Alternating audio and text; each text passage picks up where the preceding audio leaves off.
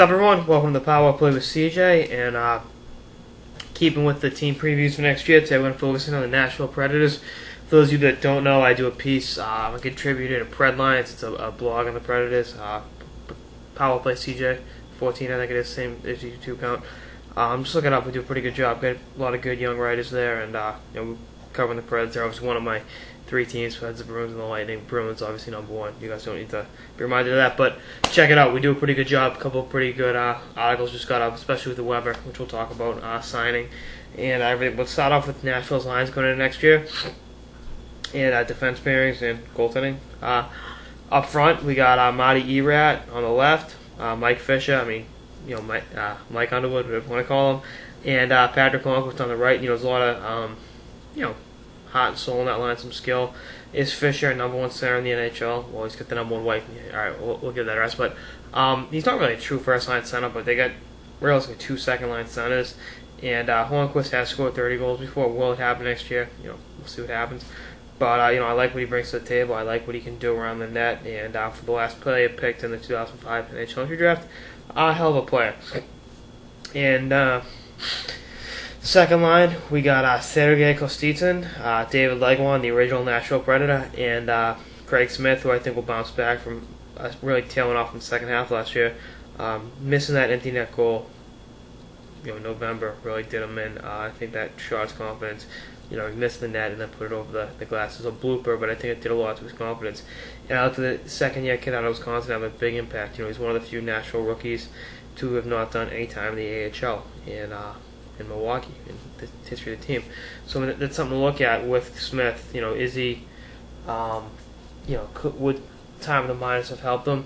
We'll see how that happens, but I think he'll be a top six forward to start the year. And then third line, we got Colin Wilson, who I picked to have a breakout year, if you saw my other piece, with Paul Gaustad, who was the trade deadline acquisition last year, and face-off extraordinaire with Gabby Bork. I think with the two young wingers and a veteran center like Gaustad, that'll be a fun third line. They'll puck a lot with Gaustad's face-off abilities. And I look for Gaustad to contribute more on the power play, because I think with his puck possession abilities, through his face-off abilities, through his face-off winning talents, I don't mean to keep overusing the word ability, and then being a big body with soft hands, but keep him in front of the net. I look for him to maybe wander into 20 goals next year. We'll see what happens. Then on the fourth line, we got Brandon Yep, another BU boy, Nick Spelling, and Matt Halachuk. I think Halachuk will win the year in the top 9. I think Spelling will too, and maybe even Yep. Depending upon the injuries and the way ineffectiveness works out in the other forwards. That should be a pretty good fourth line. Spelling and Halachuk obviously played juniors together, and Yep, won a national championship with BU, so there's that. And then on the back end, the $100 million man, after matching the offer sheet from Philly, Nashville retained the superstar defenseman Shea Weber, and I think he'll start next year with Jonathan Blum, first-round pick in the 2007 draft. That looked really good in 2011, but we kind of had an off, sophomore slump, so to speak, and ended the year in Milwaukee. I like him to bounce back and show why he was a first-round pick, the Rancho Santa Margarita, California native, and I think he'll call him in with Berkeley. He's kind of a poor man's Suda, and in terms of this, does everything pretty well, but not one super strength, and I think that's a good thing to play alongside Weber, because you know what he can do. And second pairing, keeping with the veteran, with the youngster, we got Hal Gill with 2009 first round pick, Ryan Ellis. I think Gill, obviously big guy with a long reach, and Ellis is not a size defenseman with plethora of offensive abilities. I think Gill will really complement him perfectly, and I think Gill, will show why he was retained and came back for another year.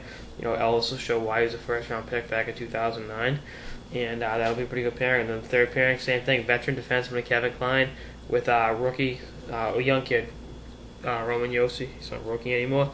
And I think the young Swiss kid will have a good year with Klein. I think that'll be a pretty solid third pairing. I think on the back end they're set even without Ryan Suda, who, as we all know, chose to go to greener pastures and take his talents to the Minnesota Wild. And then between the pipes, Pekka Rinne, obviously, and then Chris Mason comes back to Nashville to back up Rinne.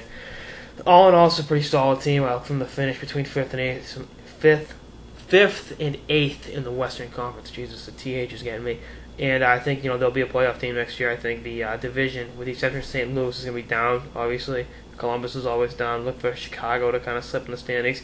And Detroit will make the playoffs, but they're not the team they were a few years ago. Look at the way they're probably the biggest losers on free agency by missing out on all those guys. But this is a pretty solid team. They got a workman's attitude. Barry Trout's coach team, Dave Boyle build team, and we're going to see this team in the playoffs. I think they got to play hard for 60 minutes and grind their way to a lot of wins in Nashville next year.